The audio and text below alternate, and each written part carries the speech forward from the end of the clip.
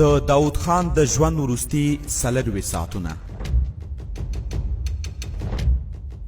ستاسو لومړنی انتخاب شمشاد 103.5. د افغانستان په تاریخ کې د کړکېچ شیبې لږې نه دي، خو د 80 کلونو د پای بحران یې د اوسمهالي تاریخ تر ټولو بوږنوونکې بیلګه بلل کیږي. په تیرو 41 کلونو کې هغه عوامل په پراخ ډول څېړل شوي چې د افغانستان لومړنی جمهوریت یې تر لنډ ژوندانه وروسته ونړاوه. د مشرانو غفلت، د کینلاسو ګوندونو بې کنټروله ازادي، د دفاع وزارت په مشرتابه کې مرګونی کمزوري او د کاري استخباراتو نشتوالی د دغه لړ څو بیلګې جوړوي. خو په دې ټول بهیر کې د ولسمشر محمد داود ځای چیرته دی؟ هغه مهال چې مرګ یې په څو قدمۍ کې و، څه احساس یې درلود؟ آیا د ځان او خپل نظام د ژغورنې ټولې لارې پرې تړل شوې وې او یا خپل ټول امکانات یې وکارول؟ هڅه کوو 40 کاله وروسته یو ځل بیا د ولسمشر محمد داود خان د ژوندانه پر اخري ګامونو تیر شو او د وروستیو شیبو په روحي حالت یې ځان وپوهوو. د دې موخې لپاره مو د هغه د کورنۍ له پاتو غړو، نږدې ملګرو، د کابینې له غړو، د جمهوري ګارد له افسرانو، د کور له کارکوونکو او دغه راز له یو شمېر کودتایي افسرانو او مشرانو سره مرکې کړي او دا انځور مو چمتو کړی دی. دا لیکنه داود جنبش کړې. هغه وایي دا لیکنه د کرونولوژیکو یادښتونو بڼه لري. د 1450 کال د سور له 9 نه د 8 تر سهاره پورې د شاوخوا 4 ساعتونو د پیښو یو لنډیز جوړوي. هغو کسانو ته چې موږ ورسره خبرې کړي دي بې له شکه ګرانه وه چې دومره کلونه وروسته هره شیبه په دقیق ډول را په زړه کړي. خو بیا هم هڅه شوې چې خل شوی انځور له اصلي حالت سره تر ډیره نږدې کړي. وروستی صحنه. وخت د ثور 9 د سهار 9 بجې. ولسمشر د کور په 2م پوړ کې له خپلې کوټې لاندې راغی او سالون ته ننوت. د چا راتګ ته سترګې په لار دی. 3 ساعته کیږي چې له خوبه جګ شوی دی. د سهار 9 بجې او 10 دقیقې. اماني لیسې ته مخامخ د ولسمشر د کور په وره کې یو حکومتي موټر په بیړه راتاو شو او ودرېد. یو 40 کلن سړی ترې راکوز شو او وره ته ورغی. د سهار 9 بجې او 15 دقیقې. ساتونکو میلمه وپېژانده او تر لږ ځنډ وروسته یې دننه ور پرېښود. دا د کورنیو چارو وزیر عبدالقدیر دی. ولسمشر او وزیر دواړه یو میز ته کېناستل. وزیر غږیږي او ولسمشر غوږ نیولی دی. اصلي خبره د خلق دیموکراتیک ګوند د مشرانو نیول دي چې تېره اونۍ یې په کابل کې د حکومت خلاف ستره مظاهره کړې وه. غونډه اوږده نه ده. د سهار 9 بجې او 10 دقیقې. وزیر د لنډ ریپورټ تر اورولو وروسته په بیړه ووت او د خپل موټر پر لور ولاړ. د سهار 8 بجې او 15 دقیقې. ولسمشر د چایو غوښتنه وکړه. څه وچه ډوډۍ، لږ کوچ او مربا واړول شول. سباناره یې وکړ او کار ته تلو چمتوالی کوي. د سهار 9 بجې او 10 دقیقې. ستاسو لومړنی انتخاب شمشاد 103.5. ولسمشر نن ابي دریشي اغوستې او همیشنی بکس یې په لاس کې دی. د ارګ لور ته د کور له کوچنۍ دروازې ووت او د ګارد قمندان او یاور یې هرکلی وکړ. خبر یې ونه کړې او موټر ته وخوت. هوا نن ډېره سړه ده او د ولسمشر د وروستیو ورځو پر خلاف د کار ځای ته پلی نه ولاړ. ښایي بیړه یې درلوده او غوښتل تر ګلخانې ماڼۍ شاوخوا 1 کیلومتر لار ژر ووهل شي. د سهار 9 بجې او 10 دقیقې. ولسمشر د ماڼۍ په لومړي پوړ کې د کابینې د غونډې تالار ته ننوت او پر خپلې څوکۍ کېناست.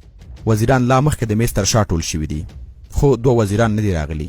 د فواد عامې وزیر غوث الدین فایق پکتیا ته تللی او د دفاع وزیر ډګر جنرال غلام حیدر رسولي په پوځي قطاعاتو کې د خادیو په سمبالولو بوخت دی. میلاد د خلقي او پرچمي مشرانو د نیولو په ویاړ جوړه شوې ده. د کابینې غونډه معمولا پر سې شنبه جوړیږي، خو وړمه ورځ ټول مسایل ونه څېړل شول او د پنجشنبې ورځ ته چې نن دا وځنډول شول. اصلي موضوع د کار او کارګر قانون دی چې خبرې پرې کیږي. لومړی د کورنیو چارو وزیر عبدالقدیر ته وار ورکړل شو چې د حکومتي ضد مظاهرو په تړاو د نیول شوو کسانو خلقي او پرچمي مشرانو د نیونې او په ښار کې د امنیتي حالت په اړه معلومات ورکړي. هغه وویل چې ډیری تورن نیول شوي او د کابل ولایت په یوه خونه کې ساتل کیږي. د سهار 10 بجې د کار او کارګر په نوي قانون بحث پیل شو. خبره پر دې ده چې کارګر په کومو شرایطو کې د اعتصاب حق لري. وزیران خپل نظرونه وایي. د سهار 10 بجې او 10 د دود خلاف د جمهوریت ګارد قومندان جګړن صاحب جان په بیړه غونډې ته ننوت او د ولسمشر په غوږ کې یو څه وویل. جګړن بیرته ووت. غونډه ادامه لري. وروسته څرګنده شوه چې ولسمشر ته له سرخي پلنه د څو ټانګونو د راوتلو خبر ورکړل شوی و. ولسمشر لارښوونه کړې وه چې معلومات دې وشي چې ټانګونه چا راوښتي دي، ځکه چې د پخپله دغسې امر نه دی کړی. د سهار 10 بجې او 45 دقیقې بیا هم د معمول خلاف د ګارد 2 نور افسران په بیړه د ولسمشر خواته ورغلل او یو څه یې ورته وویل. وروسته ښکاره شوه چې افسرانو ولسمشر ته خبر ورکړی و چې ټانګونه بې له دې چې لارښوونو ته ځواب وایي په بیړه د ښار لور ته پرمخ ځي. ولسمشر له ځایه پورته شو او د ماڼۍ په دویم پوړ کې خپل دفتر ته وخوت. د کابینې غونډه د ولسمشر په انتظار وځنډېده. د سهار 11 بجې او 45 دقیقې 2 ټانګونه د راډیو افغانستان مخې ته رسېدلي او عسکرو یې د خپرونو ولکه تر ګوتو کړې ده. لږ وروسته د خلق او پرچم نیول شوي مشران په زغرګاډو کې راډیو ته راغلل او دننه ودانۍ ته ننوتل. د غرمې 12 بجې وزیرانو آرک ته نږدې د چاودنې یو دروند غږ واورېده.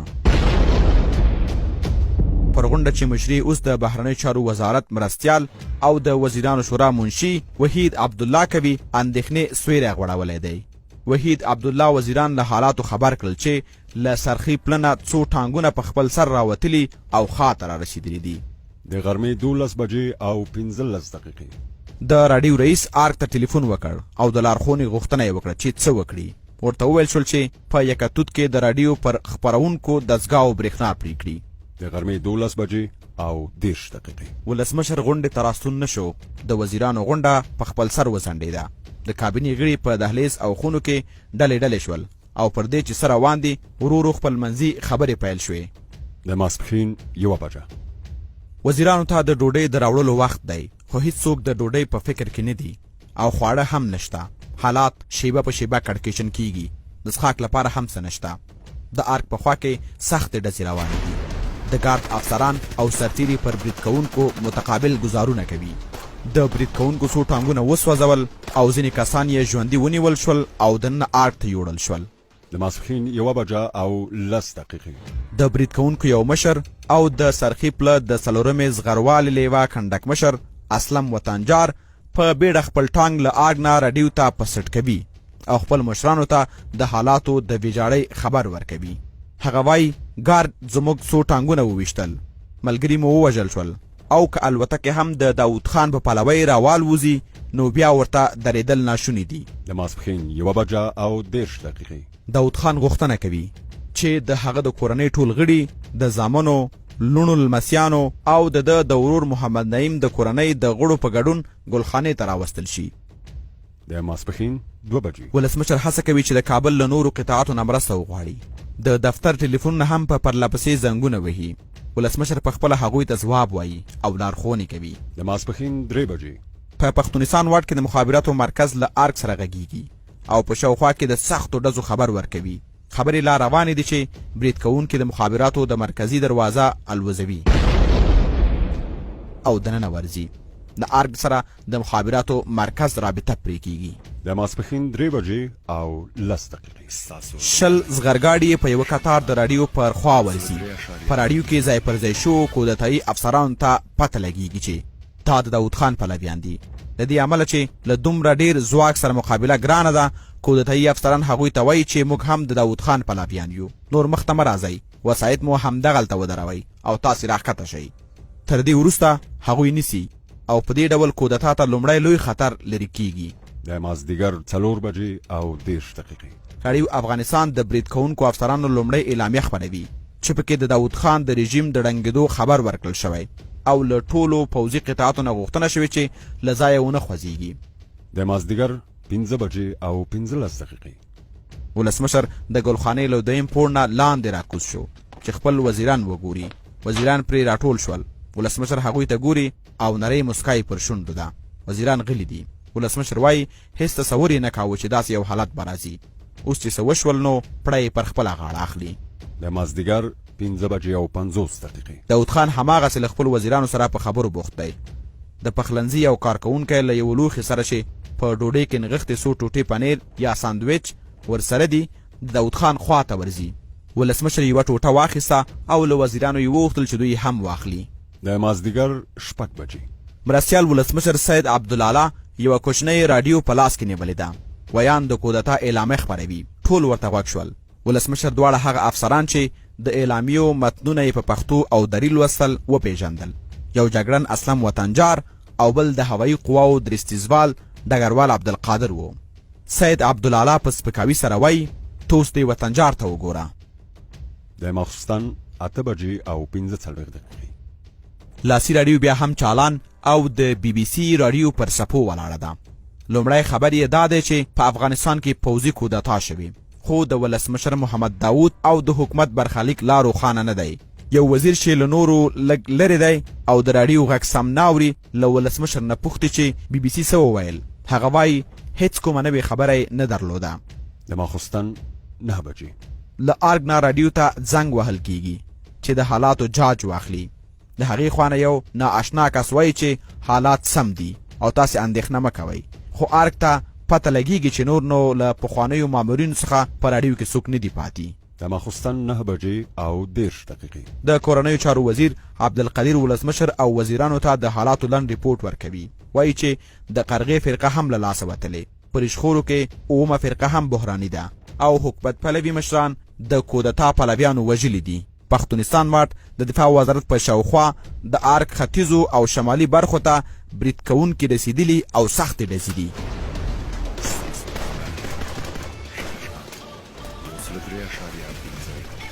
د ماخوستن 9 بجې او 40 دقیقې. وحید عبدالله ولسمشر ته وړاندیز کوي چې پلازمینه په موقت ډول کندهار ته ولېږدوي او په خپله ژر د بهرنیو چارو وزارت له لارې د هغه ښار په لور حرکت وکړي. داود خان او مشر زوی عمر مخالفت کوي په داسې حال کې چې ورور یې سردار محمد نعیم وایي چې دا کار باید لا د مخه شوی وای. پر همدې مهال یو موټر د ګلخانې اوره ته رارسیږي چې ولسمشر د کندهار پر لور بوزي. ولسمشر راوځي او چې څنګه غواړي موټر ته پورته شي د ارګ له مخامخ جومات نه پرې یو ډز کیږي بیا بل ډز کیږي. داود خان په بیړه بیرته ګلخانې ته ننوځي او په دې ډول له ارګ نه د وتلو فکر په بشپړ ډول له سر نه باسي. د ماخوستن 10 بجې او 10 دقیقې. په ارګ کې دننه حالات په چټکۍ خرابیږي. د کودتا مشران په جمهوریت ګارد کې له خپلو پلویانو نه چې شمېر یې له 10 تر 10 رسیږي غوښتنه کوي چې پر ارګ فشار ډیر کړي. د ګلخانې له مخامخ جومات نه پر ماڼۍ پرلپسې ډزې وشوې. د دهلیز قندیل ولګېد او تپه تیاره شوه. د ګلخانې د لویې دروازې پیرهدار ولګېد او مړ شو. ډزو 15 دقیقې دوام وکړ او بیا ودرېدې. د ماخوستن 10 بجې او 15 دقیقې. په ګلخانې کې خورا ډیر کسان ټپیان شوي او چغې وهي. تیاره ده، څوک نه معلومیږي. چې رڼا ته راوسکول شول نو ولسمشر ولیدل چې مشر زوی یې عمر مړ دی. هاخوا یې بل زوی خالد په خورا سخت ټپي حالت کې په وینو کې پروت دی. لور یې زرلخته هم لګېدلی خو حالت یې ظاهرا تر خالده ښه دی. ورور یې نعیم خان هم په پښه لګېدلی او د کورنیو چارو د وزیر عبدالقدیر لاس نه وینې بهیږي. عبدالقدیر په ټپي حالت کې هم هڅه کوي له کړکۍ نه د جومات تر څنګ پټ شوی برید کوونکی پر خپلې کوچنۍ ماشینګڼې وولي. د ولسمشر بل زوی خالد هم څا ورکړه. لور یې زرلخته هم مړه شوه. له بهر نه لا ډزې روانې دي. ولسمشر پر څوکۍ ناست دی او د بچیانو مړو ته ګوري خو ژاړي نه. په سر کې څه ورګرځي هیڅوک نه پوهیږي. سترګې پر یوه ټکي خښې کړي او غلی دی. وزیران هم زړه نه کوي چې خبرې ورسره وکړي. په ګلخانه کې د کوچنیانو بغارو دهلیزونه پر سر اخیستي دي. د شپې 11 بجې. د خلق دیموکراتیک ګوند مشر نور محمد ترکی هم د راډیو په یوه خونه کې پر کاوچ غځېدلی او سوچ وهي. یو جګپوړی ملګری یې څنګ ته په چغو چغو ژاړي. ترکی ترې پوښتنه کوي چې ولې وارخطا یې؟ هغه وایي چې نه، له خوښۍ ژاړي.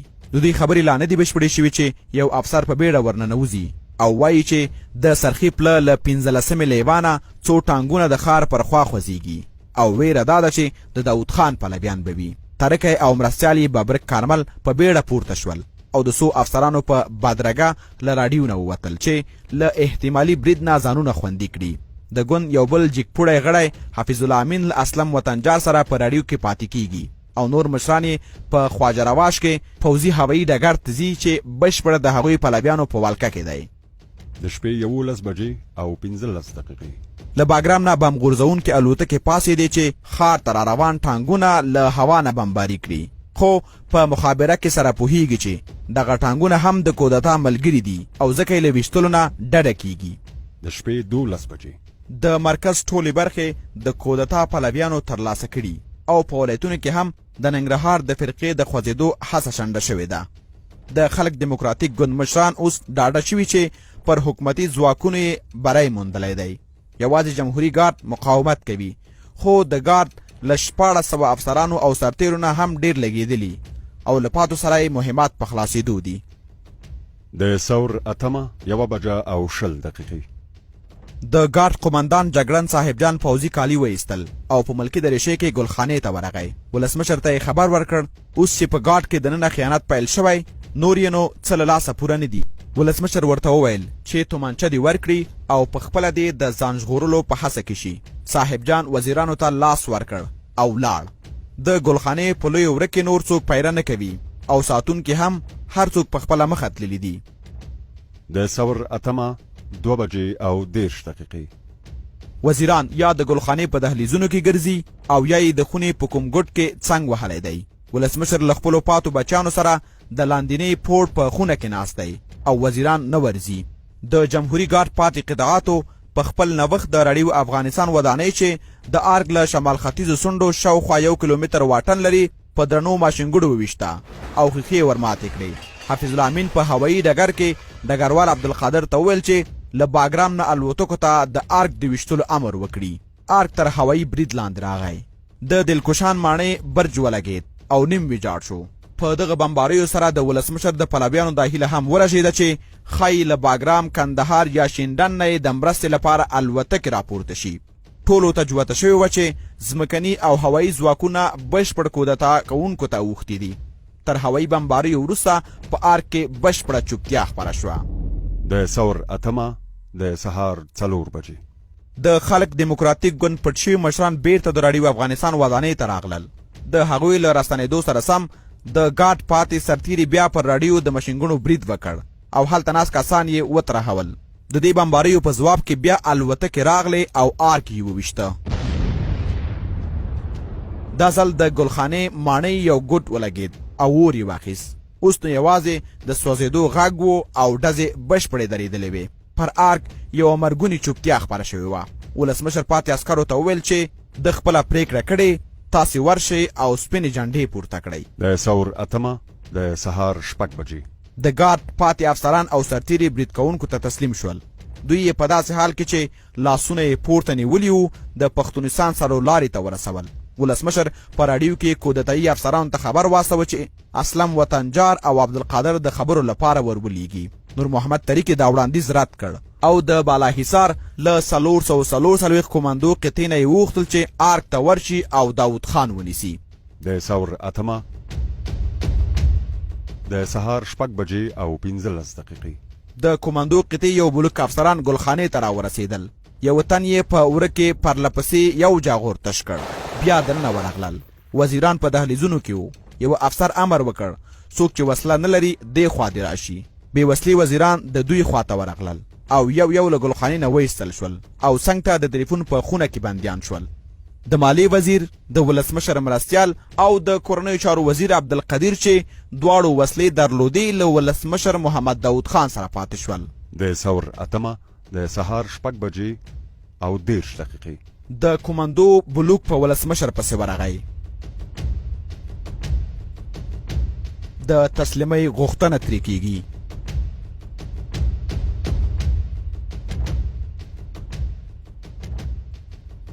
انتظار اوږد شو.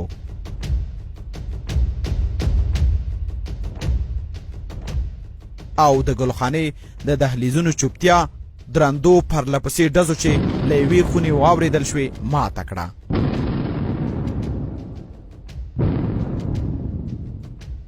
د ثور اتمه د سهار 7:30 راډیو افغانستان بیړنی خبر لري.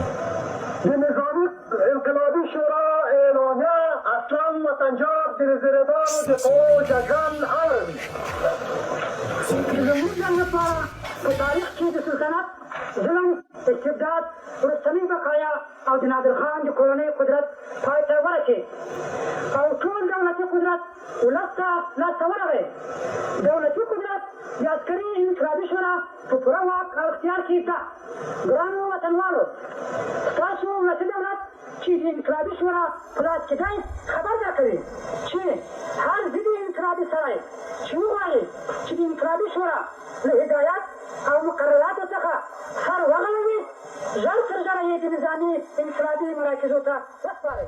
سردار محمد داود خان د لیوني مقاومت په نتیجه کې او په دې ډول د 24 کړکېچونو ساعتونو په پای کې د افغانستان د تاریخ یو باب واوښت. پر نوې پاڼه د وینو سور داغ پورې شوی و.